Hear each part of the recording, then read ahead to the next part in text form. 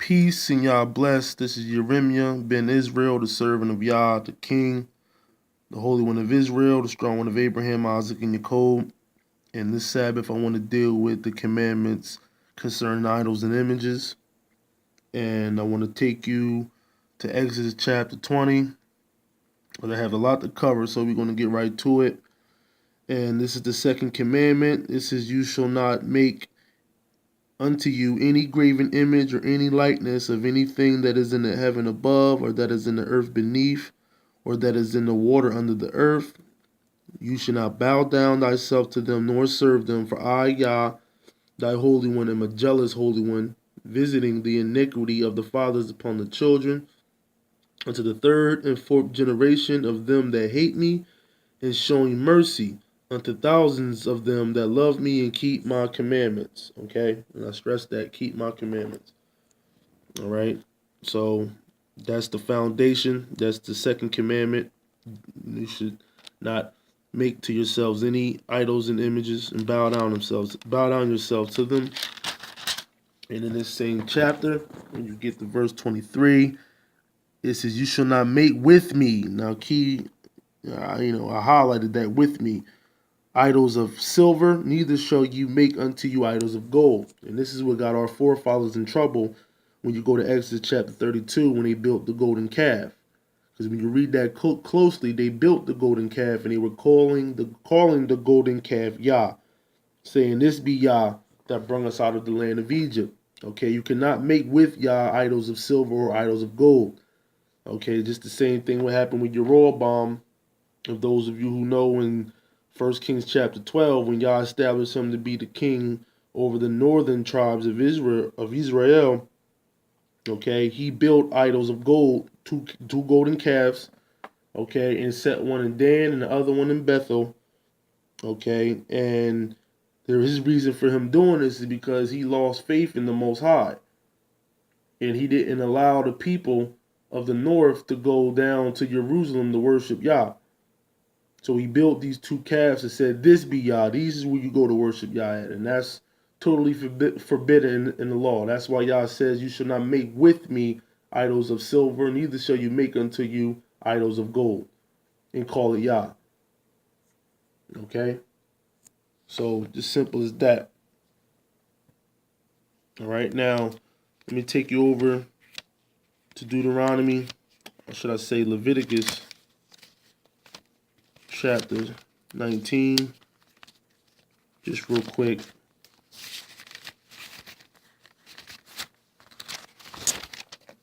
All right, dealing with verse 4. "Turn you not unto idols, nor make to yourselves molten idols. I am Yah, your Holy One." Okay, don't turn to idols. All right, stay away from them. And this even includes putting your trust in flesh. All right, don't turn to flesh. Don't lean on flesh, like it talks about in Jeremiah chapter 17. "Curse is ye that trust in man and make flesh his arm." All right. All right, simple as that. Okay, so from there, I'm going to take you to Deuteronomy chapter 4, starting at verse 14. Okay, and I dealt with this when I dealt with the Ten Commandments, but we're going to deal with it again because we're dealing with idols and images. It says, "And Yah commanded me at that time to teach you statutes and judgments, that you might do them in the land whither you go over to possess it. Take ye therefore good heed unto yourselves, for you saw no manner of similitude on the day that Yah spake unto you in Horeb out of the midst of the fire, lest you corrupt yourselves and make you a graven image, the similitude of any figure, the likeness of male or female." Okay, and that right there knocks out Yeshua, Yahushua. Okay, because he's in the image of a man. Okay, whether you want to say he's white, black, green, yellow, it doesn't matter. He's the image of a man. You should give him no praise, no worship. You should not acknowledge him as having any type of power. Okay, the likeness of any beast that is on the earth, the likeness of any winged fowl that flies in the air, the likeness of anything that creeps on the ground, the likeness of any fish that is in the waters beneath the earth. Remember what we talked about in Exodus chapter 20. All right, lest you lift up your eyes unto heaven, and when you see the sun and the moon and the stars, even all the host of heaven should be driven to worship them and serve them, which Yah, your Holy One, have divided unto all nations under the whole heaven. Okay? And for the children of Israel who still into the New Testament, this is definitely key, because it don't matter how you try to twist up the story, how you try to, what color you know, or what face you put on this idol, it all goes back to sun worship. Okay? Worshiping the sun. Going back to Egypt, dealing with Horus, Osiris, and Isis. All right, the sun. All right, it's all sun worship. And for those who are into Islam, you are worshiping the moon and the stars. Okay? It's all idol worship predicated on the constellations of heaven. All right? And that's, we are forbidden to do that. All right? So take heed to yourselves. All right? I take you here to Deuteronomy chapter 13. Okay? It says, if thy brother, in verse 6, if thy brother, the son of thy mother, or thy son, or thy daughter, or the wife of thy bosom, or thy friend, which is as thine own soul, entice you secretly, saying, let us go and serve other idols, which you have not known, you nor your fathers, namely the idols of the people which are round about you. It says, near unto you or far off from you, from the one end of the earth even unto the other end of the earth, you shall not consent unto him, nor hearken unto him, neither shall your eye pity him, neither shall you spare, neither shall you conceal him. And I stress that because this goes with all the law, statutes, and commandments that's broken. Okay, if you witness, okay, your neighbor breaking a law that's worthy of death, or any law, no matter what it is, okay, you shall not spare nor conceal, but you should judge righteously according to the law. You should not respect persons. Okay, and like it talks about in Isaiah chapter 1, verse 26, Yah is in the process of restoring the judges as at the beginning, all right, and the counselors, that they may judge by the law, statutes, and commandments, not after their own hearts, but judge only according to what the law states. And that's our job. That's what we are required to do. So when someone entices you to serve idols and images, okay, newly raised up, like Moses spoke of in Deuteronomy chapter 32, verse 17, okay, when it talks about the idols that will be newly raised up, which our forefathers have not known, all right, if someone entices you to worship any idols and images, you shall not spare nor conceal. Okay, but you shall surely kill him, that thy hand be first upon him to put him to death, and afterward the hand of all the people. And you shall stone him with stones that he die, because he have sought to thrust you away from Yah, your Holy One, which brought you out of the land of Egypt, from the house of bondage.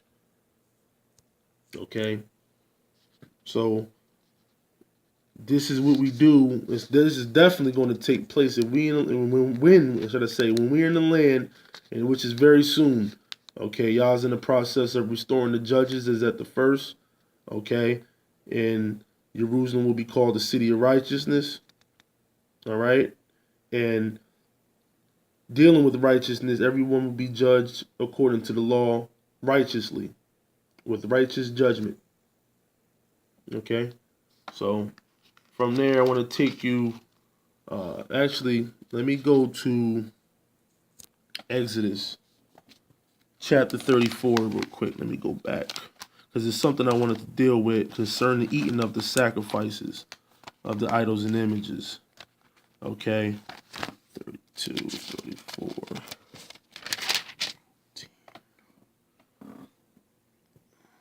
All right, I'm in Exodus chapter 34, verse 14, it says, "For you shall worship no idol, for Yah, whose name is jealous, is a jealous holy one, lest you make a covenant with the inhabitants of the land and they go a horn after their idols and do sacrifice unto their idols, and one call you and you eat of his sacrifice." And that's what I came here for, because this is very big.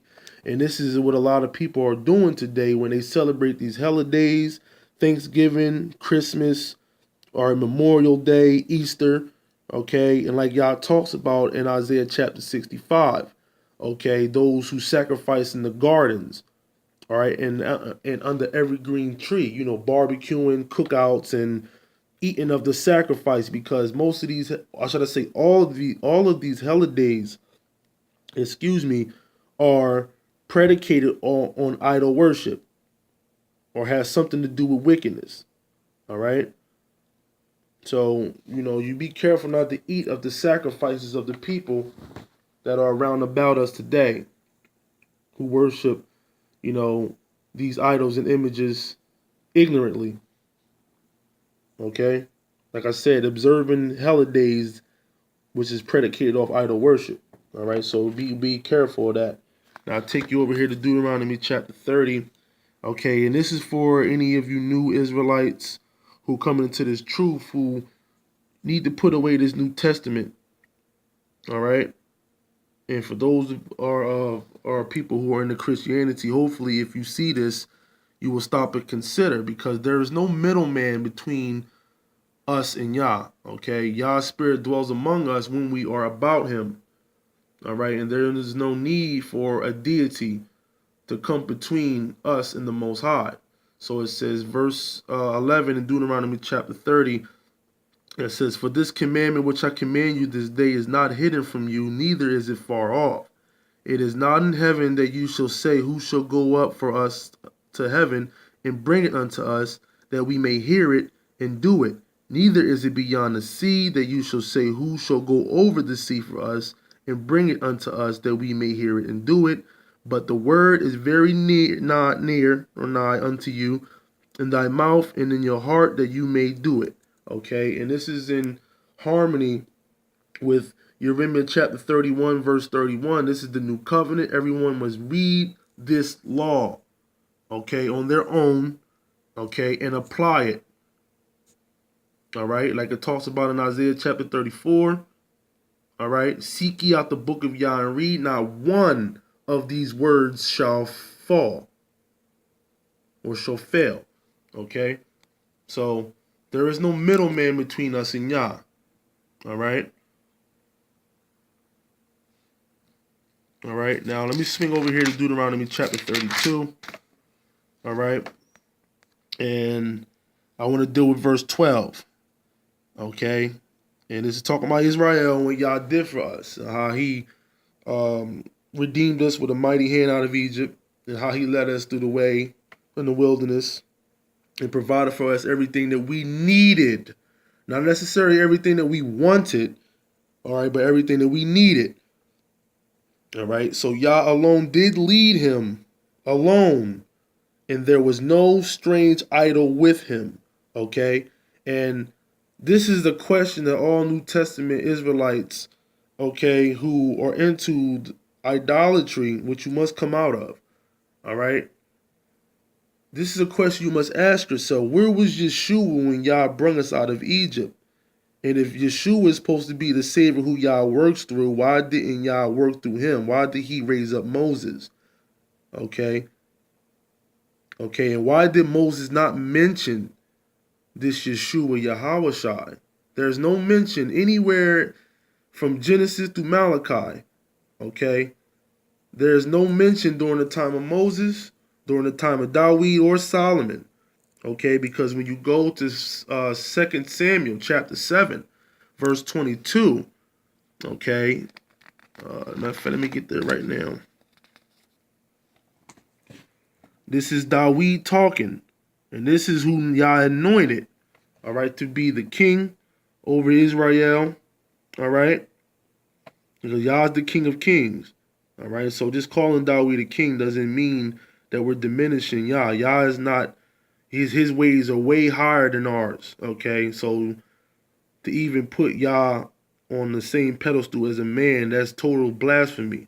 Okay, when you're talking about a king, it just means governor or a prince or a overseer of the people. All right, that's not to diminish Yah. It says, "Wherefore you are great, O Yah." It says, "There is none like you, neither is there any holy one beside you, according to all that we have heard with our ears." They've never heard anything concerning Yeshua Yahushai, okay, or Jesus or whatever. All right, this is Dawid talking. It's only Yah. All right, so keep that in mind. It's just Yah. Okay, and this right here is to dispel the fact that these idols and images have no power. I take you over here to Isaiah chapter 41. All right, and I take you down here to verse 21, and Yah is pleading with the idols and images, saying, "Produce your cause, saith Yah, bring forth your strong reason, saith the King of Jacob." Okay, King in capital. All right. All right, that's the Holy One of Holy Ones. Okay, that's the Holy of all holies. All right. It says, "Let them bring forth and show us what will happen. Let them show the former things that be what they be, that we may consider them and know the latter end of them, or declare us for declare us things, all right, for to come. Show the things that are to come hereafter, that we may know that ye have power, or you are powers or gods. All right, you do good, yeah, do good or do evil, that we may be dismayed and behold, all right, it together. It says, behold, you are of nothing, in your work of naught. And abomination is he that chooses you. Okay, because like I said, these idols and images have no power. They can't tell you what's to come. All right, in the future, they can't tell you what happened. They can't tell you anything. They're just idols that have no life in them, like Yah talks about in Isaiah chapter 44. Okay, when it talks about the silly man who takes the tree, all right, and he hews it, all right, and makes it into the shape of an idol. Then he uses the same wood that he just created the idol with, and he uses it to burn in the fire for so that he may get warm, and he also uses it to cook his own food. So that makes no sense. It's just wood. It has nothing. There's no power to declare the things that are to come. All right. All right. So over here to 42 Isaiah Yeshaya. All right, verse 8. It says, "I am Yah, that is my name, singular, and my glory I will not give to another, neither my praise to graven images." Okay? Neither his praise. Okay? So there is no praising no Yeshua, no Yahushua. There's no praising no idols of any kind. Okay? Yah is not giving his glory into another. Okay? And like it talks about here in verse 17 of the same chapter, 42, excuse me. All right. It says, "They shall be turned back. They shall be greatly ashamed that trust in graven images, that say unto the molten image, you are our gods, or our power, or our holy one." All right. You will be turned back. Okay. And this also includes putting your trust in flesh. All right. Remember what y'all said in Jeremiah chapter 17, "Curses he that trust in man, that make flesh his arm." All right. Now, a lot of people deal with the sacrifices of flesh, which are totally forbidden. All right. Like y'all spoke here in Jeremiah chapter 7, verse 31. Okay, because human sacrifice is forbidden. This is something that never even came into the heart of Yah. Okay. It says, "And they built the high places of Tophet." It says, "Which is in the valley of the son of Hinnom, to burn their sons and their daughters in the fire, which I commanded them not, neither came it into my heart," because they were performing human sacrifice. So If Yah hates human sacrifice, why would he bring his so-called son into the earth and human and sacrifice him? Okay, that's totally forbidden. That's something that Yah never, it never even came into Yah's heart to do something like that. To die for the sins of people. Like it says in the law, every man must be put to death for their own sin. Okay, like it talks about there in Deuteronomy chapter 24, verse 16. All right? And our forefathers understood that law. Okay? All right, so like I said, this is, a quick little review about idols and images, okay, and how we shall not worship them.